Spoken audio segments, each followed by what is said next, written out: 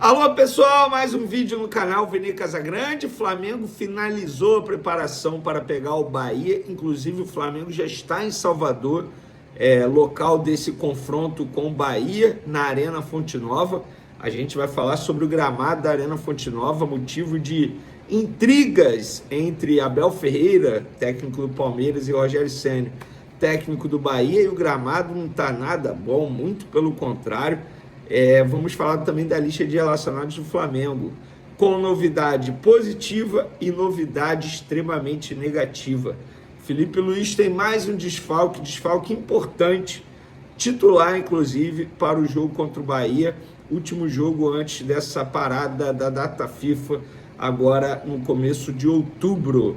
E a gente vai trazer o provável time também, todas as informações para esse duelo no vídeo de agora, mas antes gostaria de pedir para você soltar o dedo no like, ativar a notificação, se inscrever no canal, porque isso é importante, e hypar o vídeo também, compartilha com geral para as informações. Mas antes de falar de Flamengo e Bahia, eu quero trazer aqui detalhes, já que pouca gente está falando sobre isso, ou quase ninguém está falando sobre isso. Detalhes do empréstimo de 80 milhões de reais da Crefisa, da Leila Pereira, presidente do Palmeiras, para o Vasco da Gama. O Vasco só pode vender ou negociar a sua SAF com o ok da Crefisa até 8 de junho de 2026. Crefisa vira dona de 20% da SAF do Vasco caso o Cruz Maltino descumpra as suas obrigações do empréstimo. O Vasco tem 12 meses de carência e deve pagar em amortizações trimestrais, quitações em até 36 meses. E o Vasco conversou com mais de 60 instituições financeiras e entendeu que a Crefisa apresentou as melhores condições. Já que ninguém está falando sobre isso, estão falando apenas da reclamação da Leila Pereira em relação à postura do Flamengo com a Libra, nós aqui vamos fazer o nosso dever como jornalista de comentar esse assunto, que foi o empréstimo da Crefisa, que tem a Leila Pereira, presidente do Palmeiras, ao Vasco da Gama. Fica aqui a pergunta, o questionamento. Se fosse o Flamengo, como é que estariam os programas esportivos? Pois é, fica aí o questionamento, vocês já sabem a resposta. Pessoal, o Flamengo soltou um comunicado oficial extremamente importante. Eu digo que o Flamengo saiu da caixinha. Vou ler só a primeira parte aqui do comunicado oficial. Abre aspas. Menos bola rolando em jogos do Flamengo no Brasileirão. Os últimos jogos do Flamengo no Campeonato Brasileiro têm exposto um dado preocupante.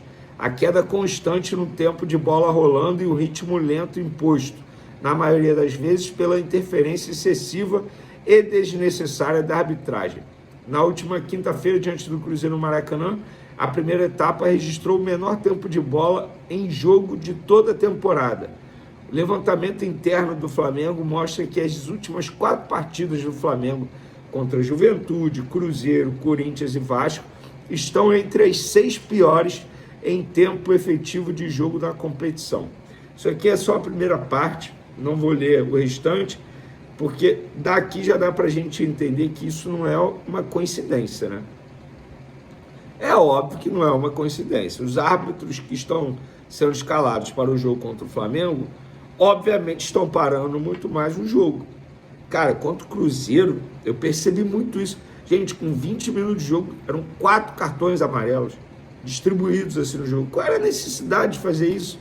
Ele manteve o critério até o fim do jogo? Não, porque se ele mantivesse o critério, a gente teria jogador expulso. Na verdade, até teve jogador do Cruzeiro, mas o que eu estou falando é que teria mais jogadores expulsos. Então, de fato, isso chama atenção. Mas, Vene, como que isso atrapalha o Flamengo? Atrapalha porque o Flamengo é uma equipe extremamente técnica, ou seja, prefere jogo com bola rolando. Por isso que prefere jogar em um bom gramado. Por isso que os jogadores reclamavam muito do gramado do Maracanã, e agora o Flamengo conseguiu dar um jeito. E por falar em gramado, o Flamengo, além de enfrentar a equipe do Bahia na Arena Fonte Nova, vai ter que enfrentar o gramado terrível do estádio. Eu postei nas minhas redes sociais, no Instagram e no Twitter, eu não boto aqui por questão que eu não sei se, enfim, o YouTube pode me penalizar por conta disso. Então eu prefiro não arriscar. Quem quiser ver depois que acabar o vídeo, pode ir nas minhas outras redes sociais, Twitter, @VeneCasagrande, Instagram também, @VeneCasagrande, e tem lá a foto do gramado que foi tirada ontem, sexta-feira, tá? À tarde, para ser justo. Por que eu estou falando isso? Porque provavelmente esse gramado vai receber uma maquiagem especial. Então, para o jogo de domingo entre Bahia e Flamengo, jogo 6h30 da noite.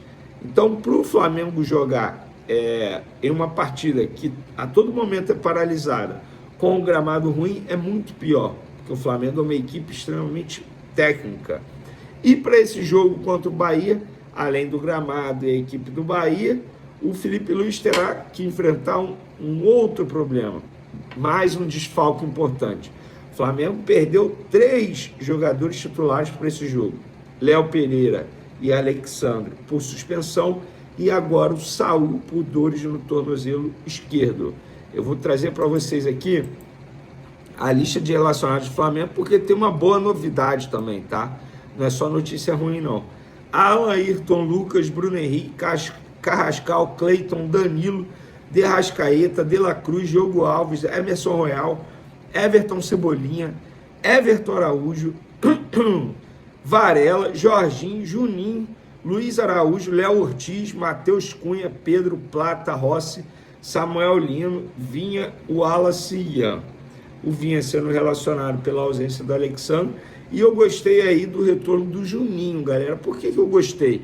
Porque eu acho que ele vai ajudar em algo. Vou ser muito sincero, não, dentro de campo ele não vai ajudar, a gente já pôde perceber isso, até porque dificilmente ele será acionado. Mas, querendo ou não, é um jogador de futebol e deve ser horrível você nem ser relacionado, ficar fora até mesmo do banco de reservas. Me boto no lugar dele, querendo ou não, isso é uma motivação para o jogador. Só para vocês terem noção, ele não era relacionado desde o dia 6 de agosto. Quase 2 meses, gente. A gente vai completar, eu estou gravando um vídeo aqui dia 4 de outubro. Quase 2 meses. A última vez que ele entrou em campo foi no dia 3 de agosto. Ou seja, tem mais de 2 meses que ele não entra em campo. E quando ele entrou, ficou 14 minutos em campo, no empate em 1-1 com o Ceará. Então, para o jogador, isso é bom, gente. Por isso que eu considero positivo o retorno dele. Não porque ele vai decidir jogo, não acho isso não, tá?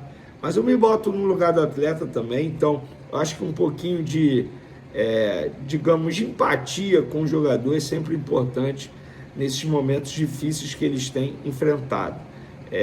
E para finalizar, o provável time do Flamengo: Rossi, Varela na lateral direita, Danilo, Léo Ortiz, Ayrton Lucas, De La Cruz na vaga do Saul, Jorginho e Arrascaeta, Gonzalo Plata, Samuel Lino e Pedro.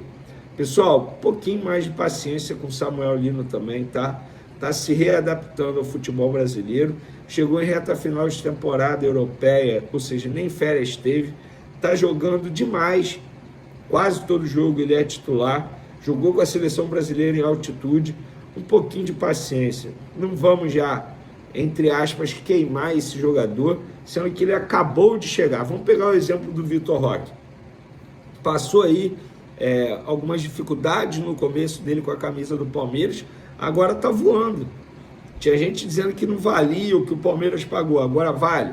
Não dá para ser sempre esse 880, esse imediatismo, não dá para ser assim. Tem que ter paciência com o Samuel Lino, ele já mostrou que é um baita jogador. Valeu, galera. Tamo junto, até o próximo vídeo. Fui!